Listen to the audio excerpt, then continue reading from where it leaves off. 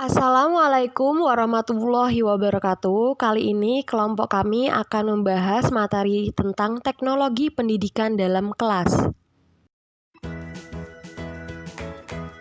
Sebelum masuk ke materi, saya akan perkenalkan teman-teman saya. Yang pertama ada Fatimatu Zahro, yang kedua Erisa Rohadatul Aisy, yang ketiga Yuyun Fitriah. Pengertian fasilitas belajar, sarana dan prasarana pendidikan dan jenis-jenisnya. Fasilitas belajar adalah semua perangkat yang digunakan dalam proses belajar, baik secara langsung maupun tidak langsung. Sarana pendidikan adalah semua fasilitas yang secara langsung telah menunjang proses aktivitas pendidikan. Khususnya proses belajar mengajar dengan bertujuan supaya pendidikan dapat berjalan dengan lancar, efisien, dan efektif. Prasarana pendidikan adalah fasilitas yang secara tidak langsung menunjang jalannya proses dalam pendidikan, seperti kebun halaman, tetapi digunakan secara langsung untuk belajar. Jenis-jenis sarana dan prasarana pendidikan. Yang pertama, ditinjau dari fungsinya, terhadap proses belajar mengajar, prasarana pendidikan berfungsi tidak langsung, sedangkan sarana pendidikan berfungsi langsung terhadap proses belajar mengajar. Dan yang kedua, ditinjau dari jenisnya, fasilitas pendidikan dapat dibedakan menjadi fasilitas fisik dan fasilitas non-fisik. Dan yang ketiga, ditinjau dari sifat barangnya, benda-benda pendidikan dapat dibedakan menjadi barang bergerak dan barang tidak bergerak. Alat bantu kelengkapan dalam kelas.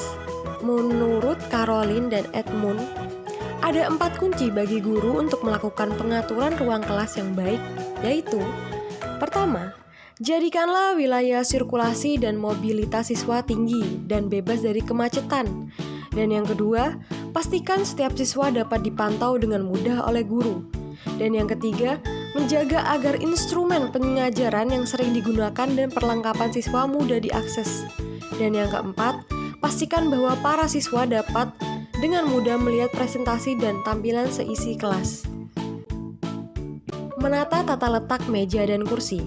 Formasi meja dan kursi dari yang tradisional sampai yang kreatif antara lain ada formasi tradisional, formasi auditorium, formasi chevron, formasi breakout groupings, formasi pearl, formasi konversi, formasi tempat kerja, formasi lingkaran, formasi meja pertemuan, formasi kelompok untuk kelompok, formasi kreatif.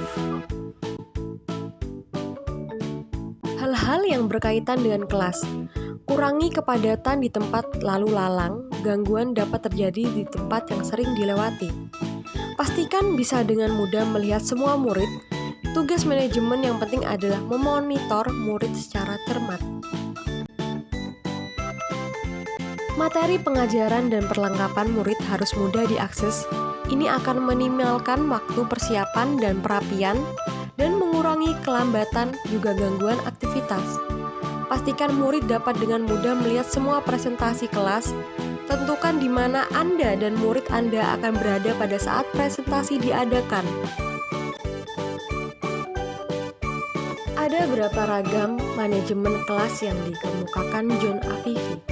Yang pertama ada manajemen kelas special learning atau penataan ruang belajar, dan yang kedua manajemen kelas determination of regulation in the room, penataan peraturan di dalam ruangan, dan yang ketiga manajemen kelas beginning of effective teaching, permulaan pengajaran yang efektif, dan yang keempat manajemen kelas implementation of effective learning, pelaksanaan pembelajaran yang efektif, dan yang terakhir manajemen kelas studi group, belajar kelompok atau kelompok belajar.